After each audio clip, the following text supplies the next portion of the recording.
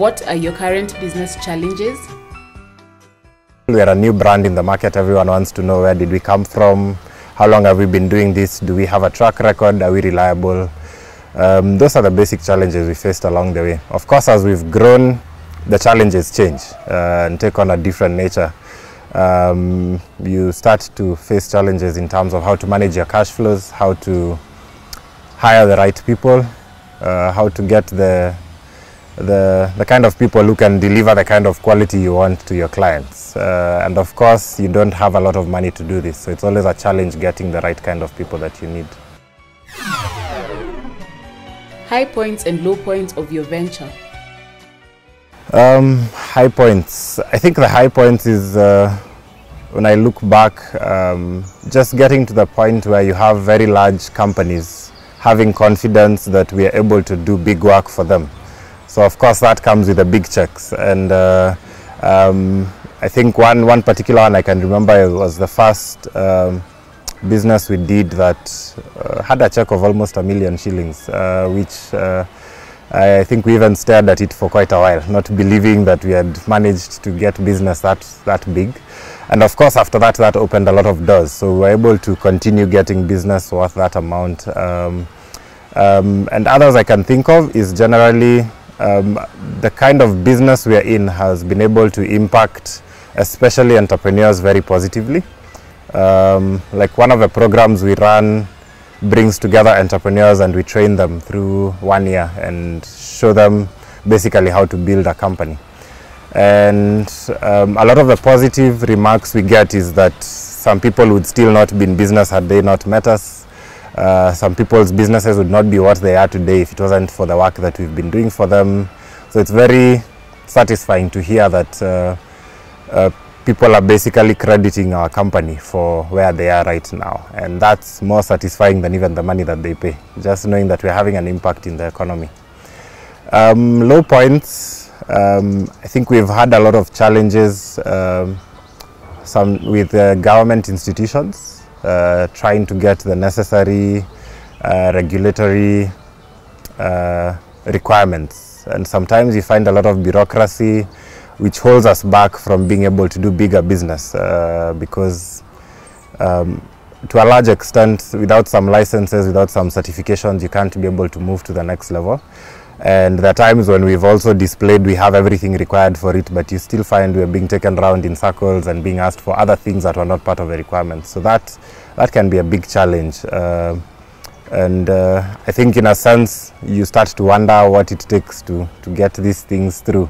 Are they asking for something more, or do they want something else? So that has been a huge challenge. I think other low points have been at points when you have to let go of employees for one reason or another. Sometimes good reasons, sometimes bad reasons, and you've already formed relationships with them.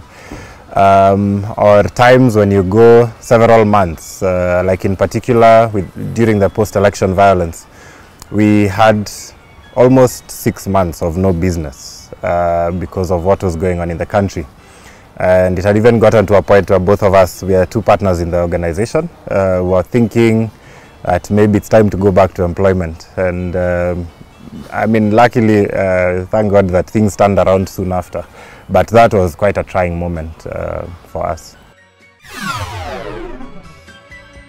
What is your market focus?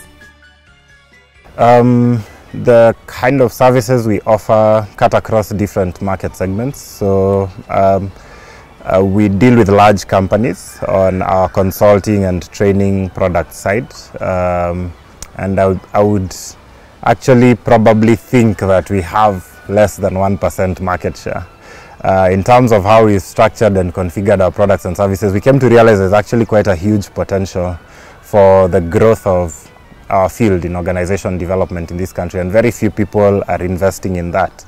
So I would say we are still at the very initial stages of this industry picking up. And even with the amount of business we've done to date, we still see a lot of room for growth. There's very few players doing the same thing. We can probably think of about 5 or 6 companies only in a field of thousands of large companies. But the even bigger potential lies with the SMEs. Currently, we've been running an SME program where we have just about 55 companies we are working with. If you look at the number of SMEs in this country that need to get help in terms of organizing themselves, putting strategy in place, putting systems, there's thousands and thousands. From the figures we've come across, it's probably 20 or 30,000 at the very least of SMEs across the country. Of course, we are still stationed only in Nairobi, although we've been getting opportunities of people asking if we can open offices in Kisumu, maybe Mombasa. It's a bit premature for us because we've not even capitalized on the Nairobi market alone before thinking of going out to other places.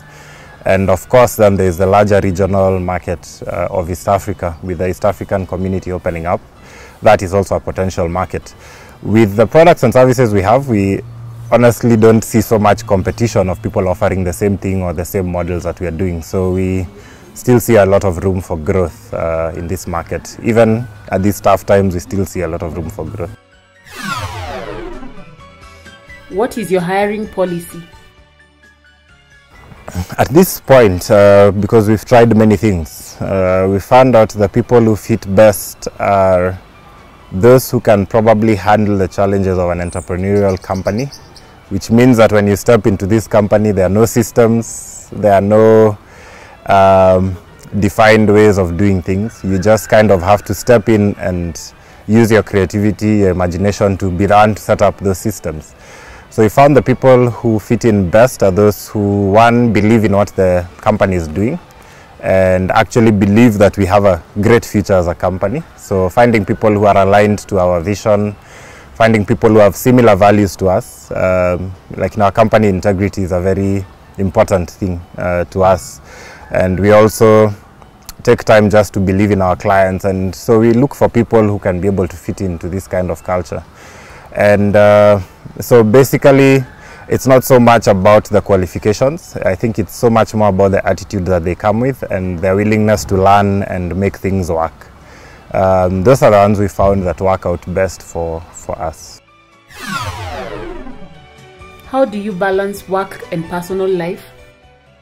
I think that's one of the most difficult things as an entrepreneur, separating yourself and your business. If you're not careful, you can find that you end up in the office all the time trying to make the business work. But for us, we've made very conscious decisions to try and be in the office between 8 and 5 as much as possible, so that the rest of the time you're spending time with family. We avoid working on weekends whenever possible. And yeah, just putting those boundaries around our time to make sure that our families don't suffer, because I think the people who can suffer most from the life of an entrepreneur are our wives and children. So we try and balance that time and get them involved and just spend some time with them for them to understand what it is that we're trying to do. Of course, it's very challenging, but it helps when you're having your family supporting you to grow the business, and understanding when you have to put in longer hours or travel or do unusual things that you'd not normally do because of for the sake of the business. What are your future plans? I think we are a very ambitious company, and with the things we've done to date, we actually see an Africa-wide market potential for the products and services we have. With what we do, just trying to encourage SMEs to grow and even inspiring people within organizations to basically go out and achieve more than they're doing now. And one of the things we're also very passionate about as a company is just changing the image of Africa in the light of the rest of the world. As you know, Africa is always perceived as the continent full of problems. So we actually work with African entrepreneurs or people running companies in Africa to basically inspire people and build their confidence that they have the power, they have the ability to change their circumstances. So we want to do this across the continent. Once we've perfected our business models and how the business runs, we definitely see ourselves opening offices in West Africa, Southern Africa, Central Africa. We are particularly excited about going into places that have either been war-torn or had problems in the past, because that's where we see ourselves having the most impact in future. What kind of CSR activities are you involved in? We've done some trainings for young people from the slums, or old women groups also coming from the slums who are trying to set up businesses.